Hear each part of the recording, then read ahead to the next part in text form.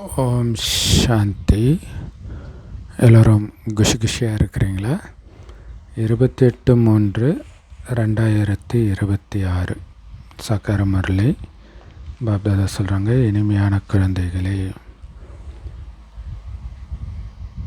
So நீங்கள் இது வரைக்கும் செஞ்ச பாவத்தை எல்லாம் உறிஞ்சக்கூடிய ஃபஸ்ட் கிளாஸான பிளாட்டிங் பேப்பர் ஒரு சிவா பாபா. ஸோ இதனால தான் பக்தி மார்க்கத்தில் அவர் விஷத்தை குடிச்சிட்டாரு அப்படின்னு நீலகண்டன் கதை சொல்லுவாங்க. அவரை நினைவு செஞ்சிங்கன்னா உங்களுடைய பாவம் எல்லாம் அழிஞ்சிடும், தூய்மை ஆகிடுவீங்க. ஸோ அவரை நினைக்க நினைக்க நம்முடைய பாவம் எல்லாம் அழிக்கப்படுது. ஸோ அதனால தான் அவருடைய நினைவு ரொம்ப ரொம்ப ரொம்ப முக்கியம். என்ன காரியம் செஞ்சாலும் அவருடைய நினைவு கட்டாகாமல் பார்த்துக்கணும்.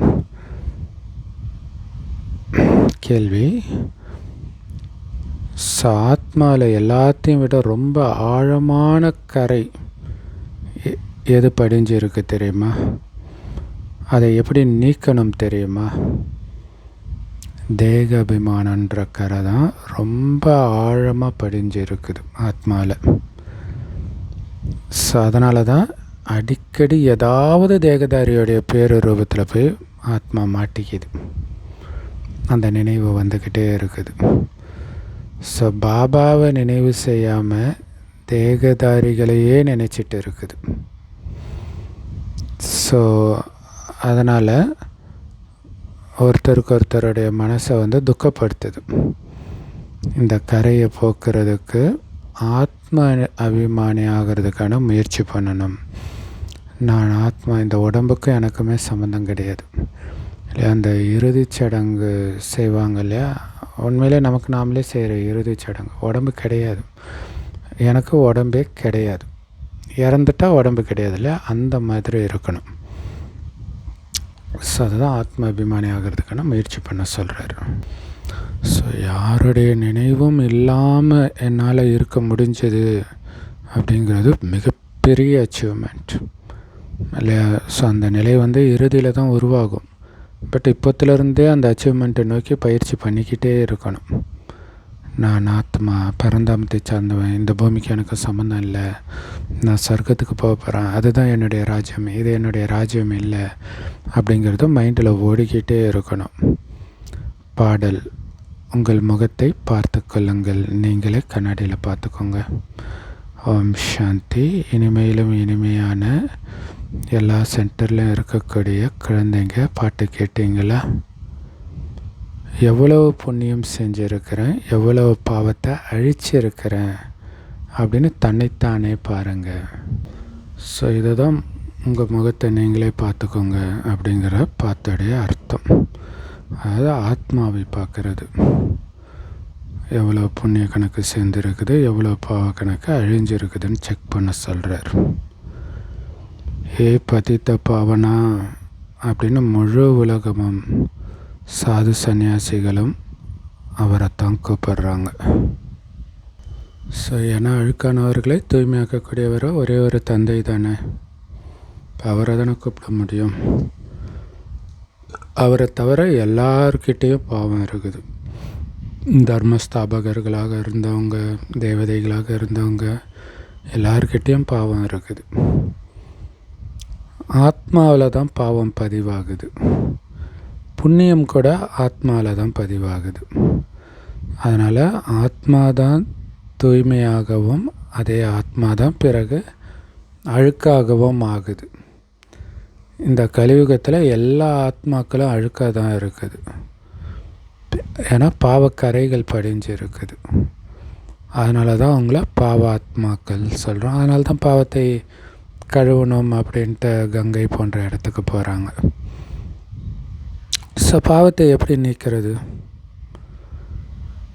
ஸோ ஏதாவது ஒரு பொருள் மேலே இங்கு கொட்டிடுச்சு அல்லது ஒரு எண்ணெய் கொட்டிடுச்சு அப்படின்னா அதில் பிளாட்டிங் பேப்பர் வச்சு ஒட்டி எடுப்பாங்க இல்லையா? அது முழுசாக உறிஞ்சிடும். இப்போ எல்லா மனிதர்களும் ஒரு சிவபாபாவை தான் நினைக்கிறாங்க. ஏன்னா எல்லாருடைய பாவத்தையும் உறிஞ்சி எடுக்கிற பிளாட்டிங் பேப்பராக ஒரு சிவபாபா தான் இருக்கிறார். அதனால தான் அவரை பதித்த பாவனன்னு சொல்கிறோம். அந்த ஒருத்தரை தவிர உங்கள் பாவத்தை உரியக்கூடிய பிளாட்டிங் பேப்பர் வேறு யாருமே கிடையாது. ஸோ இது தெரியாமல் மனிதர்கள் பல பிறவிகளாக கங்கையில் குளித்தாங்க. ஆனாலும் இன்னும் அழுக்கானவர்களாக தான் ஆகியிருக்கிறாங்க. ஸோ பதித்தமானவர்களை பாவனமாக்கக்கூடியவர் பிளாட்டிங் பேப்பர் ஒரு சிவபாபா தான். அவரோ ஒரு சின்ன புள்ளியாக இருக்கிறார். எல்லாருடைய பாவத்தையும் அழிச்சிடுறார். எந்த யுக்தியின் மூலமாக அழிக்கிறார்?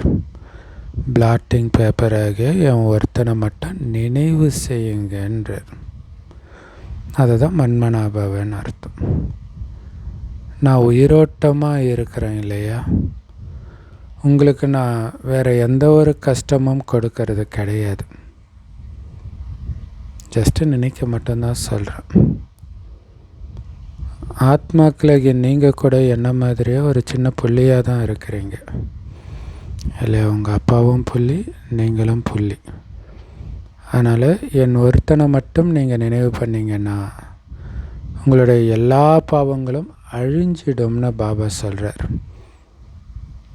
ஸோ நினைவின் மூலமாக நான் எவ்வளவு பாவங்களை அழிச்சிருக்கிறேன், எவ்வளவு பாவம் செஞ்சிருக்கிறேன், இன்னும் அழிக்கப்படாமல் எவ்வளோ பாவங்கள் மீதி இருக்குது, இதை எப்படி தெரிஞ்சுக்கிறது அப்படின்னு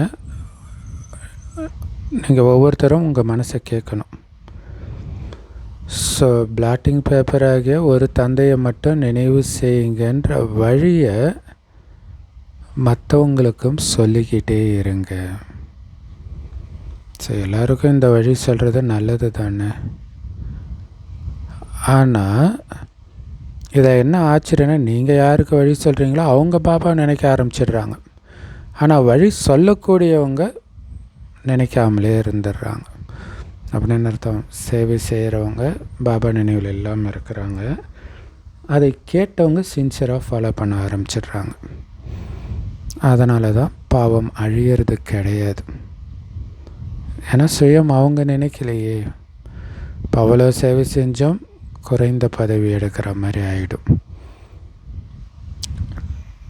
ஸோ இதோடைய நினைவு தான் பண்டிதர் கதை இல்லையா. பண்டிதர் சொன்னதை நம்பி அந்த மோர் விற்கிறம்மா ஆற்று மேலே நடந்து வந்துடுவாங்க. ஓனமிச்சவாயின்னு சொல்லிட்டே வந்தால் வந்துடலாமே அப்படின்னு அவர் சும்மா சொல்கிறாரு. அதை நம்பிட்டு வந்துட்டாங்க. நிஜமாலே வர முடியுமான்ட்டு இவர் போகிறாரு, இவர் விழுந்துடுறாரு. ஏன்னா அந்த நம்பிக்கை இல்லை. அதே தான் இங்கேயும். பதித்த பாவனன்னு ஒருத்தரை தானே சொல்கிறோம். அந்த ஒருத்தரை நினைக்கிறது கஷ்டமாக என்ன? அதுவும் ஒரு சின்ன புள்ளியாக தான் இருக்கிறார். நிறைய பாவம் படிஞ்சு இருக்குது ஆத்மாவில். காமத்தின் பாவம், அதுலேயும் முதல் நம்பர் பாவம் வந்து தேக அபிமானம் இல்லை. தேகம்னு நினைக்கிறதுனால தானே காமம் வருது. ஸோ அப்போ தேகம்னு நினைக்கிறது எல்லாத்தையும் விட கொடிய பாவம்ன்றார். இப்போ இந்த பாவம் செய்யாதவங்க யார் இருக்கிறா இல்லையா. ஸோ அதனால் பாபா இப்போ உங்களை ஆத்மாபிமானி ஆகுங்கன்னு சொல்கிறார். எந்த அளவுக்கு நீங்கள் என்னை நினைவு பண்ணுவீங்களோ அந்த அளவுக்கு உங்கள் மேலே படிஞ்சு இருக்கக்கூடிய கரைகள் எரிஞ்சிடும். இல்லை, பாபாவை நினைக்க ஆத்மாவில் இருக்கிற கரைகள் எரிஞ்சிடும். ஸோ அதனால் நீங்களும் பாபாவை நினைக்கணும். ஆத்மாபிமானி ஆகி மற்றவர்களையும் ஆத்மாபிமானி ஆகி நினைங்க அப்படின்னு சொல்லணும். ஸோ எந்த அளவுக்கு நீங்கள் மற்றவங்களுக்கு புரிய வைப்பீங்களோ அந்த அளவுக்கு உங்களுக்கும் நன்மை ஏற்படும். பல தடவை சொல்ல உங்கள் மைண்டில் அது ஆழமாக பதியுது இல்லையா. ஸோ நிறைய நடிகர்கள் எப்படி நடிக்கிறாங்களோ அது அவங்களுடைய ஒரிஜினல் கேரக்டராகவே மாறிடுது. ஸோ அந்த மாதிரி இந்த ஞானத்தை சொல்ல அது நம்மளுடைய கேரக்டராகவே மாறிடும். ஸோ இதே தொழிலில் ஈடுபட்டு இருக்கணும் 24 மணி நேரமும். பாபாவை நினைவு செஞ்சிங்கன்னா புண்ணிய ஆத்மா ஆகிடுவீங்கன்னு மற்றவங்களுக்கும் புரிய வைங்க. பதித்த பாவனனும் ஒரே ஒருத்தர் தான். ஸோ இதை மற்றவங்களுக்கு சொல்கிறது தான் நம்முடைய கடமை இல்லை. அல்லாஹ் ஒருவர் தான்ட்டு முஸ்லீம்கள் சொல்கிறாங்க. ஆனால் அவர் யார், அவரை எப்படி நினைக்கணும், நினச்சா என்ன நடக்குது அப்படிங்கிறத சொல்ல வேண்டியது நம்மளுடைய கடமை. ஸோ நீங்கள் நிறைய ஞான நதிகளாக இருக்கிறீங்க. இருந்தாலும் நீங்கள் எல்லோரும் ஒருவரை மட்டும் நினைவு செய்யுங்கன்னு தான் எல்லாருக்கும் சொல்கிறீங்க. ஏன்னா அவர் ஒருத்தர் தான் பதித்த பாவனன், அவருக்கு மட்டும்தான் அதிக மகிமைகள். ஸோ அந்த ஒருத்தர் தான் ஞானக்கடலாக இருக்கிறார். அந்த ஒரு தந்தையைத்தான் நாம் நினைவு செய்யணும். ஆத்மாபிமானியாகி நினைவு பண்ணணும், ஆத்மாபிமானியாகி இருக்கணும் எப்போவுமே. ஏன்னா இந்த ஒரு விஷயந்தான் ரொம்ப கஷ்டமாக இருக்குது இல்லையா, ஆத்மான்னு நினச்சிக்கிட்டே இருக்கிறது. அது ரொம்ப முக்கியம். ஸோ பாபா அவருக்கு முன்னாடி இருக்கக்கூடிய மதுபன்வாசிகளுக்கு மட்டும் இதை சொல்லலை, எல்லா சென்டரில் இருக்கக்கூடிய குழந்தைங்க மேலேயும் பாபாவுடைய கவனம் போகுது. எல்லாருக்கும் தான் சொல்கிறார். பாபா எல்லா குழந்தைகளையும் பார்க்குறாரு. உட்காந்துட்டு இருக்கிறது மதுபன்னாலும் அவருடைய பார்வையில் எல்லா சென்டரில் இருக்கக்கூடிய குழந்தைங்களும் எல்லா இடத்துல இருக்கக்கூடிய குழந்தைங்களும் தெரியுறாங்க. சில இடங்களில் நல்ல சேவை செய்கிற குழந்தைங்க இருக்கிறாங்க. ஏன்னா சிவபாபாவுடைய பூந்தோட்டம் இல்லையா. யார் நல்ல மலர்களாக இருக்கிறாங்களோ அவங்களத்தான் பாபாவும் நினைவு செய்வார். இப்போ ஒரு பணக்காரர்களுக்கு ஒரு 4-5 குழந்தை இருக்கிறாங்க அப்படின்னா அதில் மூத்த குழந்தையத்தான் அவர் நினைவு செய்வார். ஸோ மலர்களில் பல விதங்கள் இருக்குது.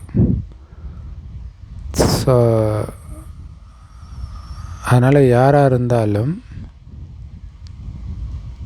பாருங்கள், அவர் தன்னுடைய பெரிய மலர் தோட்டத்தை நினைவு செய்கிறார். அதில் இருக்கிற மலர்களை நினைவு செய்கிறார். மலர்களாக நாம் இருக்கணும், அதாவது தெய்வீக குணங்கள் அப்படிங்கிற நறுமணமிக்க மலர்களாக இருக்கணும். ஸோ யாராக இருந்தாலும் சிவபாபாவை நினைவு செய்யுங்க அப்படின்ற அவங்களுக்கு வழி சொல்கிறது ரொம்ப ஈஸி தானே. அவர் தான் பதித்த பாவனனாக இருக்கிறார். என்னை நினைவு செஞ்சிங்கன்னா உங்களுடைய பாவம் அழிஞ்சிடும்னு சுயம் அவரே சொல்கிறார். ஸோ முழு உலகத்துக்கும் முதல் தரமான பிளாட்டிங் பேப்பராக, எல்லாருடைய பாவத்தை உரியக்கூடிய பிளாட்டிங் பேப்பராக சிவபாபா இருக்கார். எல்லாருமே அவரை தான் நினைவு செய்கிறாங்க. ஸோ அந்த சிவபாபாவை நினைவு செய்யுங்கன்னு மற்றவங்களுக்கு சொல்கிறது ரொம்ப ரொம்ப ஈஸி தானே. என்னை நினைவு செஞ்சிங்கன்னா உங்கள் ஆத்மாவில் படிஞ்சு இருக்கிற தேக அபிமானன்ற கரை நீங்கிடும் அப்படின்னு பாபா யுத்தி சொல்கிறார். ஆத்ம அபிமானி ஆகிறதுல தான் உழைப்பு இருக்குது.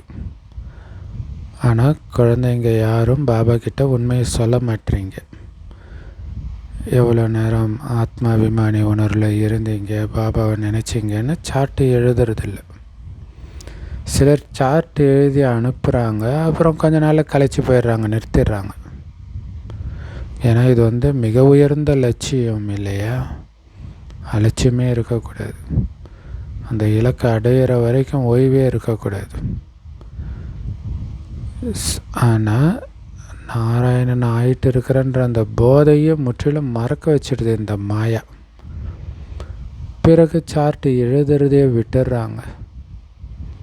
காரணம் அரை கல்பத்துக்கான தேக அபிமானம். அந்த சோம்பேறித்தனமும் தேக அபிமானம்தான். அது நீங்கிறதே கிடையாது.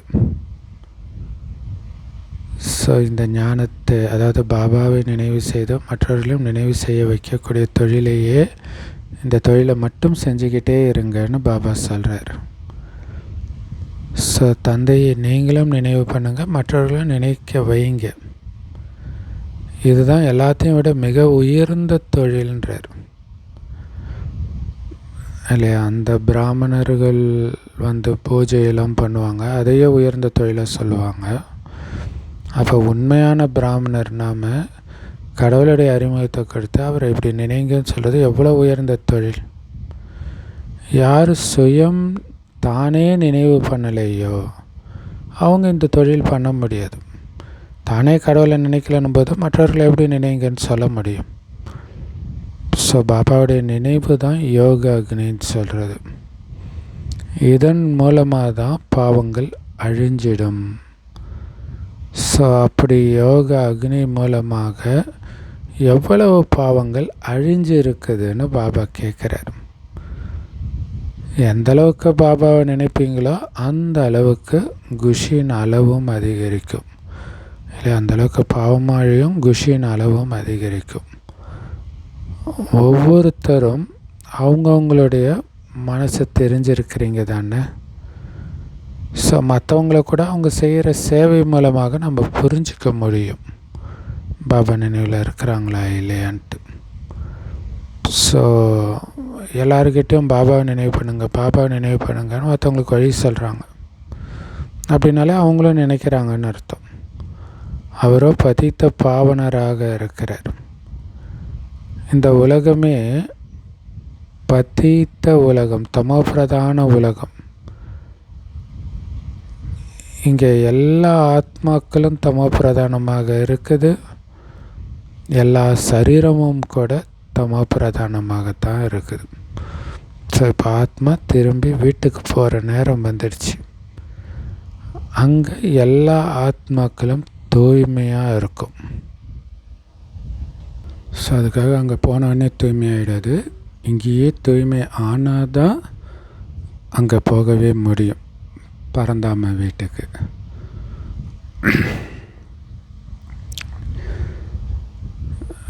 ஸோ அதனால் பரந்தாம வீட்டுக்கு போகிறதுக்கான வழி தூய்மையாக வருது. தூய்மையாக வர்றதுக்கான வழி பாபாவை நினைக்கிறது அப்படின்னு எல்லோருக்கும் சொல்லணும். ஏன்னா எல்லோரும் போய் தானே ஆகணும். ஸோ அப்போ அந்த வழி கொடியில் சிலருக்கு தான் கிடச்சிருக்குதுன்னும் போது மற்ற எல்லோருக்கும் சொல்ல வேண்டியது நம்மளுடைய கடமை. பாபா எவ்வளோ யுக்தியோட ரொம்ப ஈஸியாக புரிய வைக்கிறார்.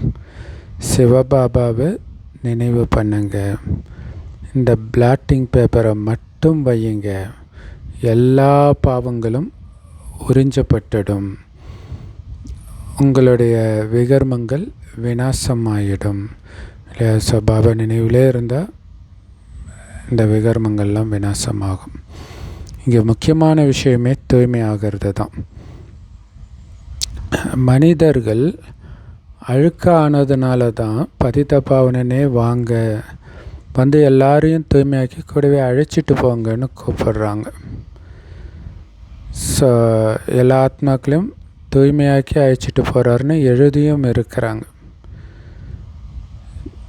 ஸோ அதுக்கப்புறம் இந்த பூமியில் எந்த அழுக்கான ஆத்மாக்களும் இருக்க மாட்டாங்க. ஸோ முதலாக சொர்க்கவாசிகள் தான் வருவாங்க அப்படின்னு கூட புரிய வைக்கப்படுது. பாபா கொடுக்குற மருந்து எல்லாருக்குமானது, இந்த தூய்மையாக்கிற மருந்து. அதாவது பாபாவை நினைங்கன்றது தான் இந்த மருந்து. அதனால் யாரை சந்தித்தாலும் அவங்களுக்கு இந்த மருந்தை கண்டிப்பாக கொடுங்க. ஆக்சுவலாக நேற்று தான் ஏதோ ஒரு வீடியோவில் இந்த கோயிலில் மட்டும் எல்லாருக்கும் மருந்து பிரசாதமாக கொடுக்குறாங்க அப்படின்னாங்க. மேபி வைத்தீஸ்வரன் கோயில் நினைக்கிறேன். ஸோ நம்ம கொடுக்கறது உண்மையிலே மருந்து தான் இல்லையா? இந்த ஞானம் வந்து மருந்து. நீங்கள் பாபா தானே வைத்தீஸ்வரன். நீங்கள் தந்தைக்கிட்ட போக விரும்புகிறீங்க, ஆனால் உங்களுடைய ஆத்மா அழுக்காக இருக்குதே, அதனால் போக முடியாது. எப்போ ஆத்மா தூய்மை ஆகுதோ அப்போ தான் போக முடியும். இப்போ தூய்மை ஆகிறதுக்கு தான் பாபாவை நினைக்கணுன்றோம். ஸோ பாபாவும் என்ன சொல்கிறாரு, ஹே ஆத்மாக்களே, என்னை நினைவு பண்ணிங்கன்னா உங்களை அழைச்சிட்டு போவேன் பரந்தாமத்துக்கு, பிறகு அங்கேருந்து சுகத்துக்கு அழைச்சிட்டு போவேன் அப்படின்னு பாபா சொல்கிறார். பிறகு எப்போ இந்த உலகம் பழசாகுதோ அப்போ தான் நீங்கள் துக்கம் அடைகிறீங்க. மற்றபடி நான் யாருக்குமே துக்கம் கொடுக்கறது கிடையாது. அதனால் இப்போ சுகதாமத்துக்கு நீங்கள் போகணும். அதுக்கு தூய்மையாகணும், பாபாவை நினைக்கணும். நான் பாபாவை நினச்சிட்டு இருக்கிறேன். நான் ஒவ்வொருத்தரும் உங்களை நீங்களே செக் பண்ணுங்கள். எந்த அளவுக்கு நீங்கள் பாபாவை நினைக்கிறீங்களோ அந்த அளவுக்கு குஷியின் அளவு அதிகரிக்கும். ஸோ குஷியின் அளவை வச்சு நீங்கள் பாபா நினைவில் இருக்கிறீங்களா இல்லையான்றதை உங்களுக்கு நீங்களே தெரிஞ்சுக்கலாம். ஸோ எவ்வளோ ஈஸியான மருந்து இது. வேறு எந்த சாது சன்னியாசிக்கும் இந்த மருந்தை பற்றி தெரியாது. இல்லை, அவங்க சித்த வைத்தியம் கண்டுபிடிச்சாங்க, சித்தர்கள் சொல்லுவாங்க. பட் இந்த வைத்தியம் தெரியாது அவங்களுக்கு. எங்கேயுமே இது எழுதப்படவும் இல்லை. முற்றிலும் புது விஷயம். ஸோ பாவக்கணக்குகள் எந்த உடம்புலையும் பதிகிறது கிடையாது. இவ்வளோ சின்ன புள்ளியாக இருக்கக்கூடிய ஆத்மாவில் தான் எல்லா பாவமும் பதிவாகி இருக்குது. எப்போ ஆத்மா அழுக்காகுதோ அப்போ அதோடைய பாதிப்பு சரீரத்துலையும் ஏற்படுது இல்லையா? ஊனமாக பிறக்கிறது இந்த மாதிரி. ஆத்மா எப்போ தூய்மையாகுதோ அப்போ சரீரமும் தூய்மையானதாக கிடைக்கும். ஆத்மா தான் துக்கமானதாகவும் சுகமானதாகவும் ஆகுது. தூய்மை ஆகிட்டா சுகமானதாகுது, அழுக்காயிட்டா துக்கமானதாகிடுது. அதேமாரி சரீரத்துக்கு காயம் ஏற்படுதுன்னா ஆத்மா தான் அந்த துக்கத்தை அனுபவிக்குது. இவர் துக்கமான ஆத்மா, சுகமான ஆத்மான்னு சொல்கிறாங்க. இவ்வளவு சின்ன ஆத்மா, கண்ணுக்கு தெரியாத சின்ன புள்ளி, ஆனால் எவ்வளோ பெரிய பாகம் நடிக்குது பாருங்கள். இது எவ்வளோ பெரிய ஆச்சரியம். பாபாவோ சுகத்தை கொடுக்கக்கூடியவர், அதனால தானே அவர் எல்லாரும் நினைக்கிறாங்க. துக்கம் கொடுக்கிறதோ ராவணன். அந்த துக்கத்துக்கு முக்கியமான காரணம், முதல் பாவம் தேக அபிமானம். இல்லை, தேகம் நினைக்கிறதுனால தான் முதல்ல துக்கமே வருது. தேகம் நினச்சா அது அழியக்கூடியது. அப்போ அழியக்கூடியதுன்னா என்றைக்கு அழிய போதோ அன்றைக்கி நீங்கள் துடிக்க தானே போகிறீங்க. உங்கள் தேகம் மட்டும் இல்லை, உங்களுடையவர்கள்னு நினைக்கிறவங்களுடைய தேகம் அழிந்தாலும். ஸோ அதுக்காகத்தான் பாபா சொல்கிறாரு, ஆத்மா அபிமானி ஆகுங்க. இல்லை, அழிவற்ற ஆத்மா எப்போவுமே இருக்க போகுது. ஸோ இப்படி நான் ஆத்மா அப்படிங்கிறது இயல்பாக வர்ற அளவுக்கு நீங்கள் கடினமாக உழைக்கணும். ஸோ உண்மையான உள்ளத்தோட எந்த யுக்தியோட பாபாவை நினைக்கணுமோ அந்த மாதிரி நினைவு செய்கிறதுல தான் கஷ்டப்படுறாங்க. அது பாபாவுக்கும் தெரியும். பாபா எதிரியே இருந்துட்டு கூட மறந்துடுறாங்க. ஒருவேளை நீங்கள் உண்மையிலே ஆத்மாபிமானியாக இருந்தீங்கன்னா உங்கள் மூலமாக எந்த பாவமும் நடக்காதுன்றார். இப்போ பாவம் நடக்குதுனாலே தேக உணர்வில் இருக்கிறோம் இல்லையா? தேகதாரி நினைவு வர்றதே பாவம் தானே. அதனால தான் பாபா சொல்கிறார், தீய விஷயங்களை கேட்காதீங்க. பாபாவோட கட்டளை இது, தீய விஷயங்களை கேட்க. ஏன்னா ஏற்கனவே நிறைய கேட்டு உள்ளே இருக்குது, அதை அழிக்கிறதுக்கே டைம் பத்தலை. இதில் புதுசாக வேறு கேட்டு உள்ளே போட்டுக்காதீங்க. ஸோ இந்த கட்டளை மனிதர்களுக்கு பாபா கொடுக்குறார், குரங்குக்கு கொடுக்கல. அவங்க குரங்கு இப்படி போட்டாங்க, தீயதை கேட்காதே, தீயதை பேசாதே, தீயதை பார்க்காதேன்ட்டு. ஸோ இது மனிதர்களுக்காக சொல்லப்பட்டது. மனிதர்கள் இன்றைக்கி குரங்கு மாதிரி ஆயிடுச்சு அவங்க புத்தி. அதனால் குரங்குடைய சித்திரத்தை காட்டிட்டாங்க. ஸோ நிறைய பேர் முழு நாளும் வீண் விஷயங்களை தான் பேசிகிட்டு இருக்கிறாங்க. அதனால தான் பாபா புரிய வைக்க வேண்டி இருக்குது. எல்லா சென்டர்லையுமே ஒருவருக்கு ஒருவர் துக்கம் கொடுக்குற யாரோ ஒருத்தர் இருக்க தான் செய்கிறாங்கன்ற. இல்லையா? எங்கள் சென்டரில் துக்கம் கொடுக்குறவங்களே இல்லை அப்படின்னு எந்த சென்டர்லையுமே சொல்ல முடியாது. ஒன்று இன்சார்ஜ் சிஸ்டர் மெயினாக அங்கே இருக்கிறவங்களே இல்லை, வெளியிலேருந்து போகிறவங்க துக்கம் கொடுக்கறது கஷ்டம். ஏன்னா அப்படி கொடுத்தா சென்டருக்கு வராதிங்கன்றாங்க. உள்ளே இருக்கிறவங்களே கொடுத்தாங்கன்னா ஸோ அப்படி இருக்கிறாங்க. அதேமாரி சில நல்லவர்களும் இருக்கிறாங்க. எல்லா சென்டர்லேயும் நல்லவங்களும் இருப்பாங்க, துக்கம் கொடுக்குறவங்களும் இருப்பாங்க. ஸோ ஒரு சிலர் நல்லா பாபா நினைவில் இருக்கிறாங்க. அதனால் எண்ணத்தினாலேயோ வார்த்தையினாலேயோ செயல்னாலேயோ யாருக்குமே துக்கம் கொடுக்கக்கூடாதுன்னு நினைக்கிறாங்க. ஸோ நீங்கள் மற்றவங்களுக்கு துக்கம் கொடுக்குற மாதிரி வார்த்தை பேசுகிறீங்கன்னா கடைசியில் துக்கப்பட்டு தான் இறக்க வேண்டி இருக்கும். இப்போ எவ்வளோ கவனம் கொடுக்கணும் யோசிச்சுப்பாங்க. அது எண்ணத்திலே வர விடக்கூடாது. அப்படியே வந்துட்டாலும் அது வார்த்தையில் வராமல் பார்த்துக்கணும் இல்லையா? இப்போ ஒருத்தவங்க உங்களை வாட்ஸ்அப்பில் திட்டுறாங்க அப்படின்னா, சப்போஸ் நீங்கள் திருப்பி திட்டிட்டிங்கன்னா அவங்க பார்க்குறதுக்குள்ளே டக்குன்னு டெலீட்டாவது பண்ணிவிடுங்க இல்லையா? ஏன்னா நம்ம கொடுக்குற துக்கம்தான் நமக்கு மிகப்பெரிய தண்டனை ஆகிடும். மற்றவங்க கொடுக்குறது பிரச்சனை இல்லை. ஏன்னா அவங்க கொடுத்தாங்கன்னா நமக்கு சகித்துக்கொள்ளும் சக்தி தான் அதிகமாகுது. அது இல்லாமல் துக்கம் கொடுத்தீங்கன்னா துக்கப்பட்டு இறப்பீங்கன்ற அது எவ்வளோ கொடுமையானது இல்லையா? ஸோ குழந்தைகளாகிய நீங்களோ எல்லாருக்கும் சுகத்தை தான் கொடுக்கணும்னு பாபா சொல்கிறார். ஆத்மா இல்லையா? நமக்கு துக்கம் கொடுத்தவர்களுக்கும் நம்ம சுகத்தை தான் கொடுக்கணும். அதுக்கு ஆத்ம அபிமானி ஆகணும். ஸோ அதனால் இதே செய்தி எல்லோருக்கும் சொல்லுங்கள். ஆத்ம அபிமானி ஆகுங்கள், தந்தையை நினைவு செய்யுங்க அப்படின்னு சொல்லுங்கள். ஸோ யார்கிட்டேயும் பணம் கொடுக்கல் வாங்கலுக்கான விஷயம் கிடையாது இல்லையா? இங்கே செலவு பண்ணுற விஷயம் கிடையாது.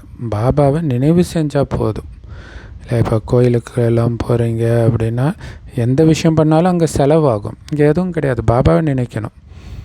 அப்போ உங்களுடைய பாவங்கள் எல்லாம் அழிஞ்சிடும். நீங்கள் உலகத்துக்கே எஜமானர்களாக ஆகிடுவீங்க. பகவானுடைய மகா வாக்கியம் மன்மனாபவ, ஒரு தந்தையையும் ஆஸ்தியையும் நினைவு பண்ணுங்க. வேறு எதுவுமே உங்களுக்குள்ளே பேசிக்க வேண்டாம். ஸோ உங்களுக்குள்ளே பேசிக்க வேண்டான்றது மற்ற பாபா குழந்தைங்களோட பேசிக்க வேண்டான்றதும் அர்த்தம். உங்கள் மனசுக்குள்ளே கூட பாபாவையும் ஆஸ்தியையும் தவிர்த்து வேறு எதை பற்றிய சிந்தனையும் உருவாக்க வேண்டாம். உள்ளுக்குள்ளே பேசிக்க வேண்டாம். ஏன்னா உள்ளுக்குள்ளே என்ன பேசுகிறீங்களோ அதை தான் வெளியிலையும் பேசிடுவீங்க இல்லையா? ஸோ எல்லோரை பற்றி சுபமான எண்ணம் மட்டும் உருவாக்குனீங்கன்னா வார்த்தையிலையும் அது தான் வரும். ஸோ நீங்கள் பாபாவை நினைவு செஞ்சால் போதும். மற்றவர்களுக்கு நன்மை செய்யுங்க இந்த ஞானத்தை கொடுத்து. ஸோ உங்களுடைய மனநிலை ரொம்ப ரொம்ப இனிமையானதாக இருக்கணும். ஸோ யாராவது உங்களை பார்த்தாங்கன்னா பாபா மட்டும் இல்லை, இந்த பாபா குழந்தைங்க கூட பிளாட்டிங் பேப்பராக தான் இருக்கிறாங்க, நம்ம எவ்வளோ துக்கம் கொடுத்தாலும் திருப்பி துக்கமே கொடுக்க மாட்டுறாங்கன்னு சொல்லணும். ஸோ இன்னும் அந்த மாதிரி மனநிலை வரலை குழந்தைங்க கிட்ட. அந்த மாதிரி நிலை தான் உங்களுடைய லட்சியம் இல்லை? இயேசு சிலுவையில் அறையும் போதும் பாவம் தெரியாமல் பண்ணிட்டாங்கன்னு சொல்கிறார்ல, நம்மளுடைய நினைவு அந்த மனநிலைக்கு ரெடி ஆகிட்டீங்களா? ஸோ அதனால தான் பாபா சொல்கிறார், கம்ப்ளைண்ட் கேட்க நான் விரும்பலைன்றார் இல்லை? இது நாமளாக சால்வ் பண்ணுற விஷயம்.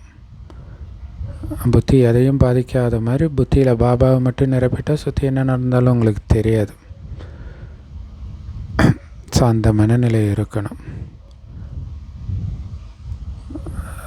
ஸோ பாபா கிட்ட யாராவது பாபா நான் பிளாட்டிங் பேப்பர் ஆகிட்டேனா பாபா அப்படின்னு கேட்டால் பாபா சொல்லுவார், பிளாட்டிங் பேப்பரில் வெத்து காகிதமாக கூட இன்னும் நீங்கள் ஆகலைன்னு வரும். ஸோ எல்லா சென்டரில் இருக்கக்கூடிய குழந்தைங்களுக்கு பாபா புரிய வைக்கிறார் இல்லையா? ஏன்னா இது தப்பாக புரிஞ்சுக்கூடாது இல்லையா? பாபா யாரோ அங்கே மதுபனில் இருக்கிறவங்களுக்காக சொல்கிறாரு, அங்கே யாரோ அப்படி இருக்கிறாங்க அப்படி இருக்குன்னு நினச்சிடக்கூடாது இல்லை? அதுக்கு தான் சொல்கிறார், எல்லா சென்டரில் இருக்கக்கூடிய குழந்தைங்களுக்கும் தான் புரிய வைக்கிறேன். ஸோ எல்லா சென்டர்லையுமே இந்த மாதிரி இருப்பாங்க. மும்பை, கல்கத்தா, டெல்லி எல்லா இடங்கள்லையும் குழந்தைங்க இருக்கிறாங்க.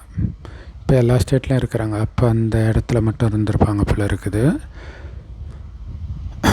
பாபா இவர் எனக்கு ரொம்ப தொந்தரவு பண்ணுறாரு அப்படின்னு பாபாவுக்கு ரிப்போர்ட் வருது.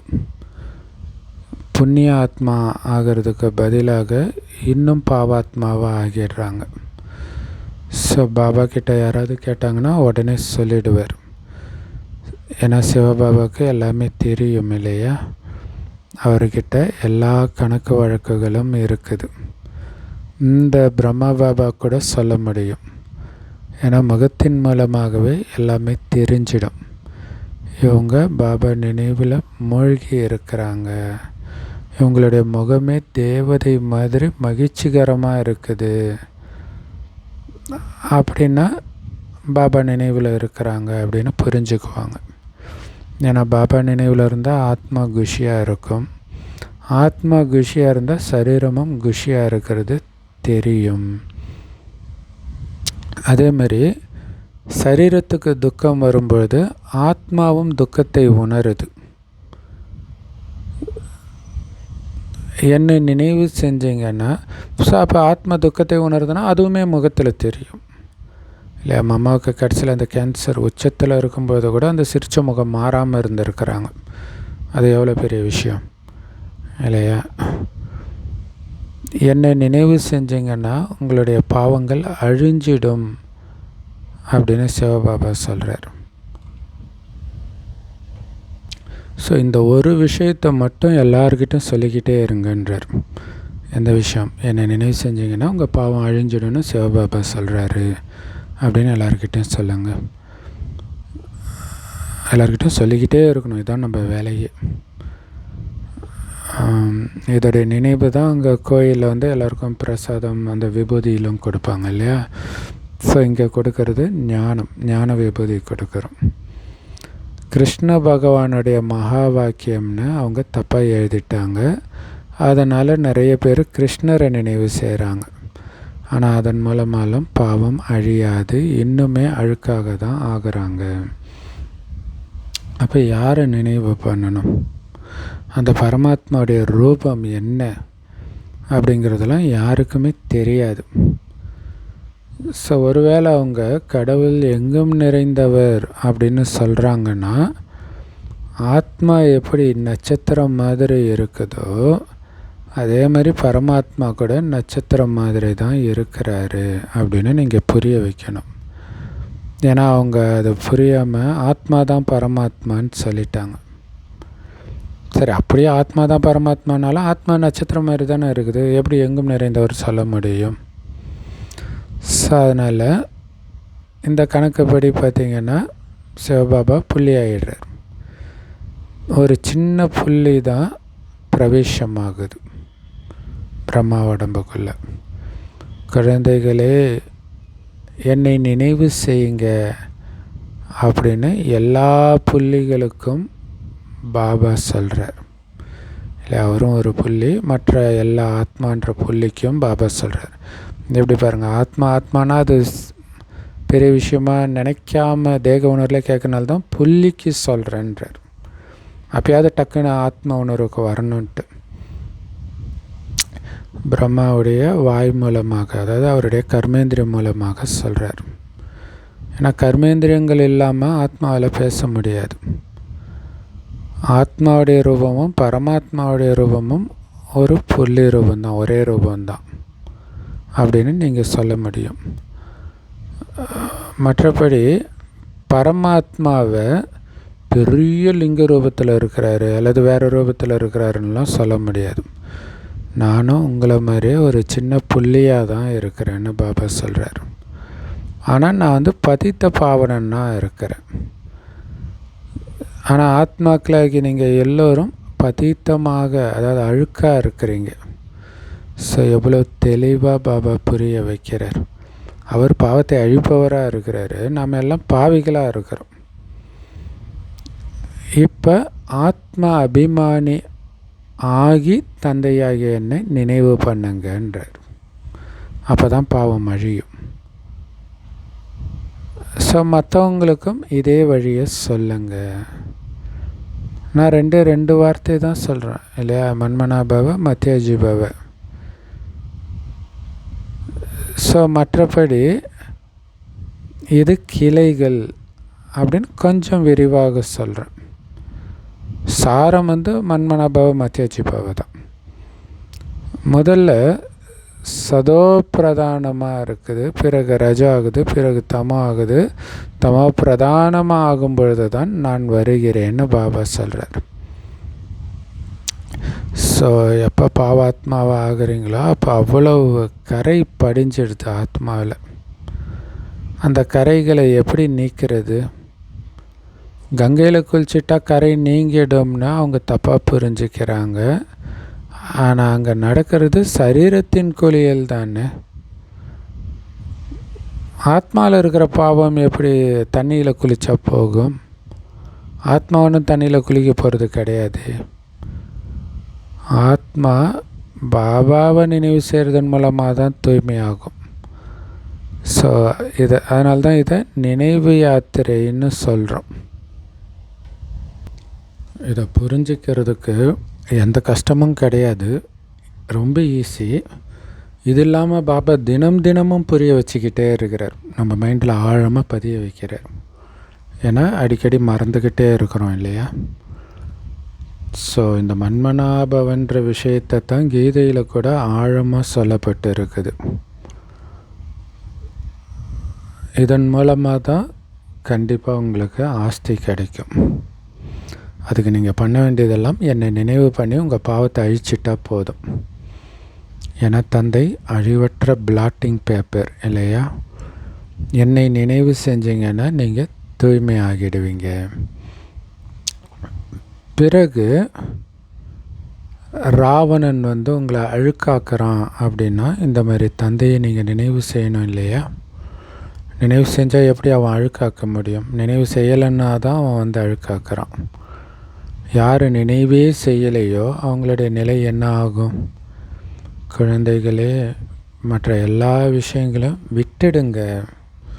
இல்லை, ஒரு பாபாவை மட்டும் கெட்டியாக பிடிச்சிக்கோங்க, மார்கண்டேயன் மாதிரி அப்படின்னு பாபா புரிய வைக்கிறார் இல்லையா. ஆத்மாபிமானி ஆகிறதுனால அதுதானே, உடம்பு உடல் சம்மந்தப்பட்ட எல்லாத்தையும் விட்டுடுறோம், வெறும் ஆத்மா, அதை தவிர வேறு எந்த நினைவும் இல்லை. ஆத்மா, ஆத்மாவின் தந்தை பரமாத்மா. ஸோ ஆத்மா அபிமானி ஆகணும், என் ஒருவனை நினைவு செய்யணுன்ற இந்த ஒரே ஒரு விஷயம் போதும். ஆத்மா ஒரு சரீரத்தை விட்டுட்டு இன்னொன்று எடுக்குது இல்லை. இந்த ஞானத்திலே மற்ற எதுவுமே புரியலனாலும் ஒன்றும் நஷ்டம் இல்லைன்றார். வெறும் ஆத்மா பரமாத்மா நினைக்கணும், இதை மட்டும் ஞாபகம் வச்சுக்கிட்டா போதுன்ற. ஆத்மா ஒரு உடம்பை விட்டுட்டு இன்னொன்று எடுக்குது அப்படின்னு உங்களுக்கு தெரியும். ஆத்மா தான் துக்கமும் அடையுது, சுகமும் அனுபவிக்குது. ஸோ ஒருபோதும் யாருடைய மனசும் நீங்கள் புண்படுத்துகிற மாதிரி பேசக்கூடாது, நடந்துக்கக்கூடாது. ஒருத்தருக்கு ஒருத்தர் சுகத்தை தான் கொடுக்கணும். ஏன்னா உங்களுடைய தொழிலே அதுதான். உங்கள் பேர் சுகதேவன் இல்லையா, சுகதேவன் பாபாவுடைய குழந்தை. ஸோ ஆனால் நிறைய பேர் மற்றவங்களுக்கு துக்கம் கொடுத்துக்கிட்டே இருக்கிறாங்க. ஸோ ஒருத்தருக்கு ஒருத்தருடைய தேகத்தில் மாட்ட வச்சுட்டே இருக்கிறாங்க, அதுவும் துக்கம்தான் இல்லையா. காமத்தில் விழறதும் விழ வைக்கிறதும் கூட துக்கம்தான். முழு நாளும் ஒருவரை ஒருவர் நினைவு செஞ்சுக்கிட்டே இருக்கிறாங்க தேகதாரிகளை. ஏன்னா மாயையும் தீவிரமானது இல்லையா. பாபா பேர் சொல்ல விரும்பலை. அதனால தான் குழந்தைகளே ஆத்ம அபிமானி ஆகுங்கன்ட்டு பொதுவாக சொல்கிறார். ஏன்னா இதுக்கு காரணம் என்ன, தேகம் நினைக்கிறதுனால தான் ஆண் பெண் அந்த வித்தியாசம் வருது, ஈர்ப்பு வருது. வெறும் ஆத்மான்ற உணர்வுலையும் ஆத்மாவை மட்டுமே பார்க்குறீங்கன்னா இந்த ஈர்ப்புலேருந்து தப்பிச்சிடுவீங்க. ஞானம் ரொம்ப ஈஸியானது, புரிஞ்சிக்கிறது ஈஸி. ஆனால் அந்த நினைவிலே இருக்கிறது தான் கஷ்டம், ஆத்ம உணர்விலே இருக்கிறது. ஸோ அந்த லௌகீக படிப்பை கூட 15 வருஷம் 20 வருஷம்னு படிக்கிறாங்க. அதில் எவ்வளோ பாடம் இருக்குது இல்லையா. புதுசாக படிச்சுக்கிட்டே இருப்பாங்க.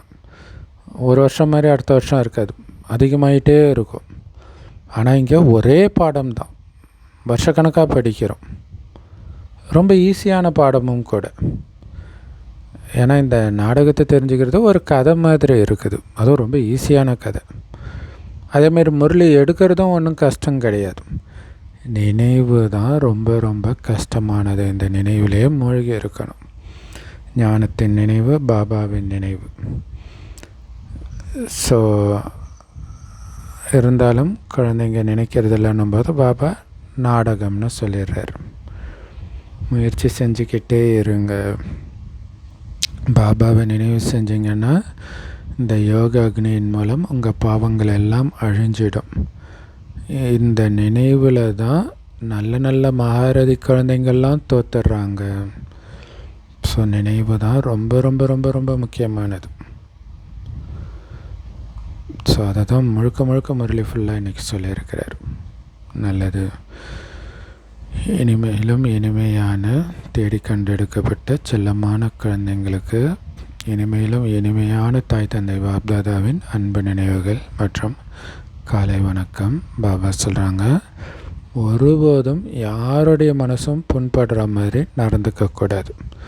எல்லோருக்கும் சுகத்தை தான் கொடுக்கணும். ஒரு தந்தையுடைய நினைவில் மட்டும்தான் இருக்கணும். எல்லோருக்கும் பாபாவை நினைங்கன்னு ஞாபகப்படுத்தணும்.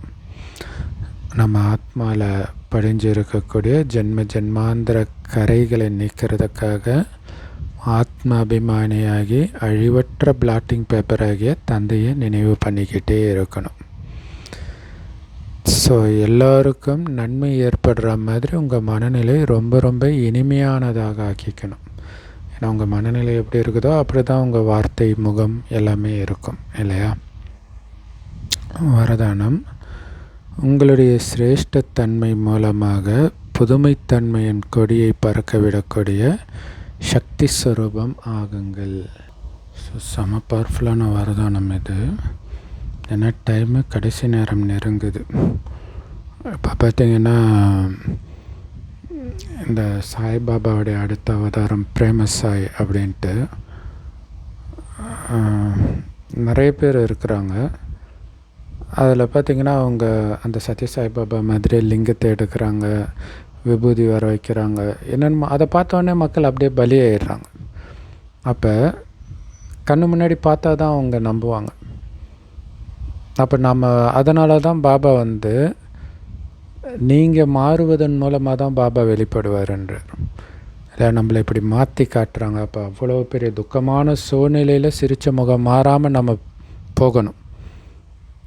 அதுதான் அக்னி பரீட்சை, சீதை நெருப்பு மேலே நடக்கிறது, இயேசுவை சிலுவையில் அறையிறது, இது எல்லாமே அப்படி தான் பாபாவை நம்ம வெளிப்படுத்த போகிறோம். அதுக்கு சக்தி ஸ்வரூபமாக இருக்கணும். சக்தி ஸ்வரூபம்ன்றது இந்த உலகத்தின் விஷயத்தில் புத்தி முற்றிலும் விலகி இருக்கிறது. ஏன்னா இப்போ அது ரொம்ப முக்கியம். அந்த பிரபாவத்தை மற்றவர்கள் மீது நீங்கள் எப்போ ஏற்படுத்துகிறீங்களோ அந்த சக்தி ரூபத்தின் பிரபாவத்தை, அப்போ தான் அந்த இறுதி பிரத்யக்ஷத்தை பாபா வெளிப்படுத்தக்கூடியது நடக்கும். ஏன்னா இப்போதைக்கு நீங்கள் பாபா மேலே இருக்கிற அன்பை வெளிப்படுத்துகிறீங்க, பாபாவுக்கு உதவியாளராக ஆகி இருக்கிறீங்க. அதே மாதிரி இந்த சேவையில் சக்தி ரூபமும் அனுபவமாகணும் மற்றவங்களுக்கு. இல்லை இவங்க சக்தியின் வடிவமாக இருக்கிறாங்கன்றது அனுபவம் ஆகணும். உங்கள் பக்கத்தில் அவங்களுக்கு ஒரு வைராக்கியம் வரணும். அந்த மாதிரி சக்தி ஸ்வரூபமாக நீங்கள் ஆகணும். ஸோ எப்போ இந்த விசேஷத்தன்மை மூலமாக உங்கள் சக்தி ரூபன்ற புதுமைத்தன்மைன்ற கொடியை பறக்க விடுறீங்களோ சேவையில், அப்போ தான் பிரத்யக்ஷத்தாக ஏற்படும். அதாவது பாபா வெளிப்படுவார். ஸோ உங்களுடைய சக்தி ஸ்வரூபத்தினால சர்வ சக்திவான் தந்தையுடைய சாட்சாத்காரம் செய்யுங்க. நாங்கள் அவருடைய குழந்தைன்றது உங்களை பார்க்கும்போது தெரியணும். என்னை கண்டவன் பிதாவை கண்டான் இயேசு சொல்கிறார் இல்லையா? அந்த மாதிரி உங்கள் மூலமாக பாபா வெளிப்படுத்துங்கன்றார். உங்கள் முகத்தை பார்த்தா தெரியணும், உங்கள் பார்வையை பார்த்தா தெரியணும். இல்லை கொஞ்சம் கூட சலனமாகாமல் இருக்கக்கூடிய அந்த மனநிலையை பார்த்தா தெரியணும். செம பவர்ஃபுல்லான வார்த்தை இது. ஸ்லோகன் அதுதான் நம்மளுடைய லட்சியம். ஸ்லோகன், மனதின் மூலமாக சக்திகளை தானம் கொடுத்துக்கிட்டே இருங்க. அதே மாதிரி உங்களுடைய கர்மத்தின் மூலமாக செய்கிற காரியத்தின் மூலமாக குணத்தை தானமாக கொடுத்துக்கிட்டே இருங்க. இதுக்கு பேர் தான் மகாதானம்ன்றார். இல்லை சக்தி ரூபமாகி காரியம் செய்யும்போது சக்திகளும் தானமாக போயிட்டு இருக்குது. தெய்வீக குணங்களையும் நீங்கள் வெளிப்படுத்திக்கிட்டே இருக்கிறீங்க.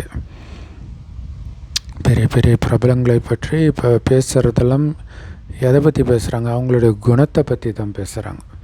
ஸோ அப்போ அவங்களுடைய ஒவ்வொரு அசைவும் அந்த குணத்தை தானமாக அவங்க பண்ணியிருக்கிறாங்க அவங்கள அறியாமலே. அவ்யக்த இஷாரா, நிச்சயம் என்ற அஸ்திவாரத்தை உறுதியானதாக ஆக்கி சதா பயமற்றவராகவும் கவலையற்றவராகவும் இருங்கள். பாபா நம்ம மேலே எவ்வளோ நம்பிக்கை வச்சிருக்கிறார் தெரியுமா? பாருங்கள் எவ்வளோ நம்பிக்கை வச்சிருக்கிறாருன்னு. என்னுடைய குழந்தைங்க தடைகளை அழிக்கக்கூடியவர்கள், பூஜைக்குரிய ஆத்மாக்கள், தந்தையை விட சிறந்தவர்கள், உலக மாற்றத்திற்கு கருவியாகி இருக்கிறவங்க, ஏன் தந்தையையே சதா கவலையற்றவராக ஆக்கக்கூடியவர்கள், சதா மகிழ்ச்சியான செய்தியை சொல்லக்கூடியவர்கள், ஒவ்வொரு குழந்தைகளும் அவ்வளவு விசேஷமானவர்கள்ன்ற முழுமையான நம்பிக்கை குழந்தைங்க மேலே பாபாவுக்கு இருக்குது. அதே நம்பிக்கையை உங்கள் மேலேயே நீங்கள் வைங்க. அந்த நம்பிக்கையின் நினைவின் சொரூபமாக இருந்தீங்கன்னாலே வெற்றியாளர் ஆகிடுவீங்க இல்லையா? பாபா உங்களை எப்படி பார்க்குறாரோ அப்படி நீங்கள் உங்களை பார்த்தாலே வெற்றியாளர் ஆகிடுவீங்க. நான் பூஜைக்குரியவன், பாபாவை விட சிறந்தவன், பாபா என்னை நம்பி ஒரு பொறுப்பை ஒப்படைச்சிட்டார், அவரை கவலையற்றவராக்கி அந்த பொறுப்பை நான் செஞ்சு முடிப்பேன் அப்படிங்கிறது உங்கள் மைண்டில் ஓடிக்கிட்டே இருந்தால் விகாரங்கள்லாம் இருக்கிற இடம் தெரியாமல் அழிச்சிடுவீங்க. ஓம் செம பவர்ஃபுல்லான விக்னேஸ்வரா. ஓம் சாந்தி. Love you Bap Dada. Thank you Bap Dada. குஷியாக இருங்க, குளிர்ச்சியாக இருங்க.